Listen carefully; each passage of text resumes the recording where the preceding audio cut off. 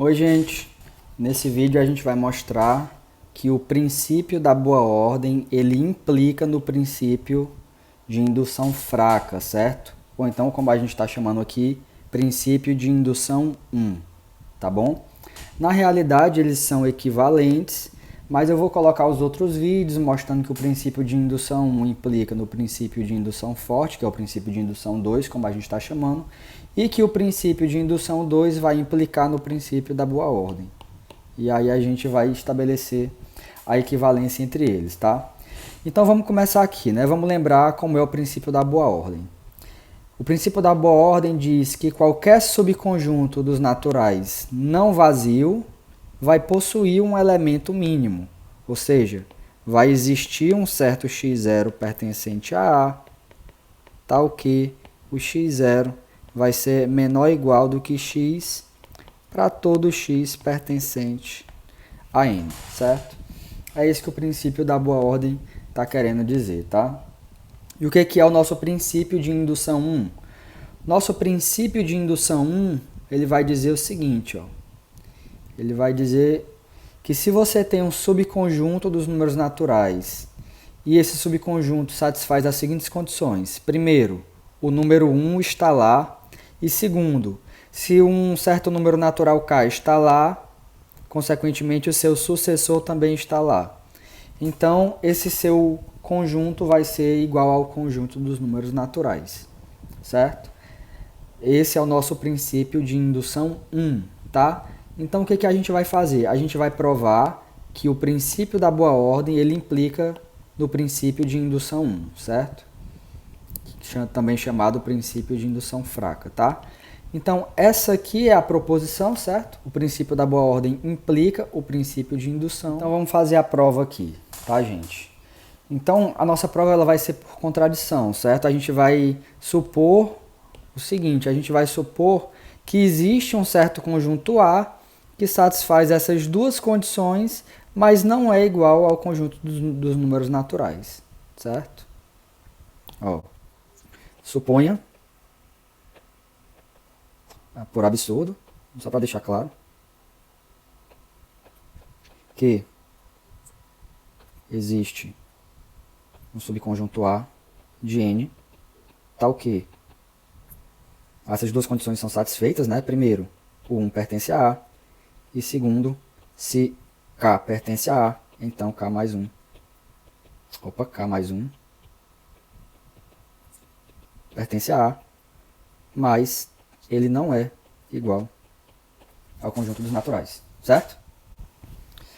Então, o que a gente tem? Como ele não é igual ao conjunto dos naturais, mas além disso nós sabemos que ele é um subconjunto dos naturais, então vai ter uma diferença entre esses dois conjuntos, né?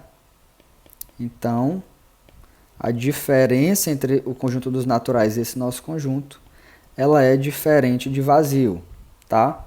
Só que, obviamente, esse conjunto aqui, ele vai ser um subconjunto de N, né? Você está tirando aqui alguns elementos que não são todos, tá bom? Logo, esse rapaz aí é um subconjunto não vazio, né? A gente já viu que ele é não vazio. Então, ele é um subconjunto não vazio de N. E agora é onde a gente usa o princípio da boa ordem. Segue do princípio da boa ordem. O que afirma o princípio da boa ordem? Ele afirma, cadê ele aqui? Ele afirma que se você tem um subconjunto não vazio, então ele vai possuir um elemento mínimo, né? Então a gente vai usar isso agora, tá?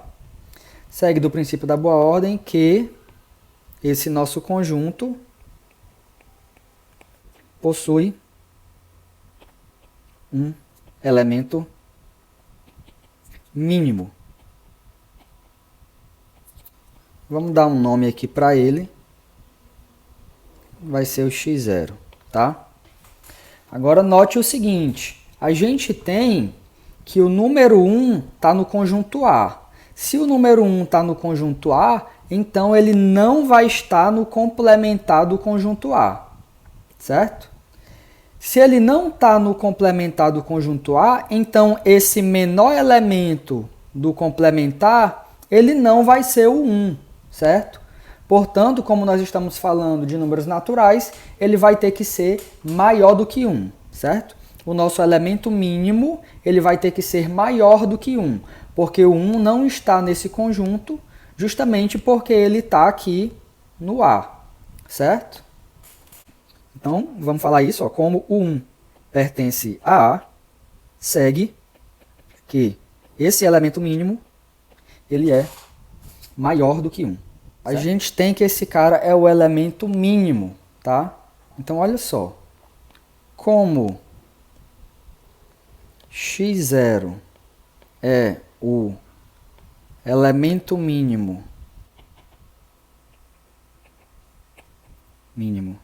desse rapaz aqui, e, além disso, ele é maior do que 1, se ele é maior do que 1, a gente tem que ele menos 1 ainda é um número natural, certo? A gente sabe que ele é um número natural maior que 1, então ele menos 1 também é um número natural. Só que ele é o elemento mínimo desse conjunto. E esse rapaz é menor do que ele. Se ele é o elemento mínimo desse conjunto e esse rapaz é um número natural menor do que ele, então esse rapaz aqui ele não pode estar nesse conjunto, porque ele é menor do que o elemento mínimo, certo?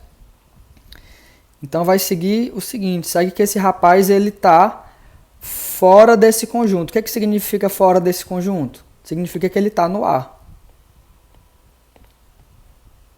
Certo? Só que a gente sabe o seguinte, o A, ele satisfaz isso aqui, certo?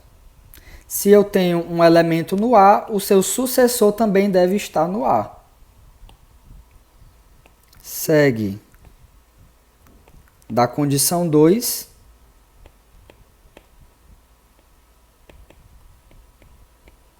que o sucessor desse rapaz, o sucessor desse rapaz, que é igual a x0, ele vai estar no A. Olha só aqui a contradição, né?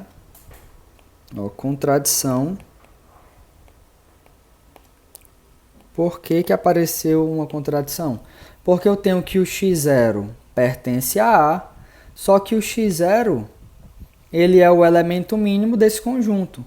Então, como é que pode eu ter um elemento no conjunto e no complementar dele? Por isso vem a contradição, certo?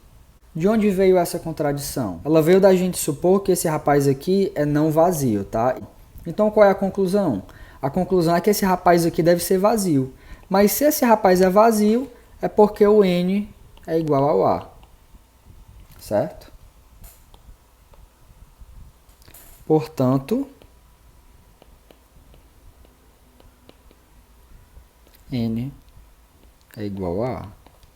Então, nós provamos que se a gente tem um subconjunto dos números naturais satisfazendo essas duas condições, então ele vai ser igual a todo o conjunto dos números naturais, tá? Então é isso, gente. Era isso que a gente queria provar, tá? Se você gostou do vídeo, peço que você dê o like e se inscreva no canal. É isso. Então fica aqui o meu muito obrigado pela sua atenção, tá? Até o próximo vídeo.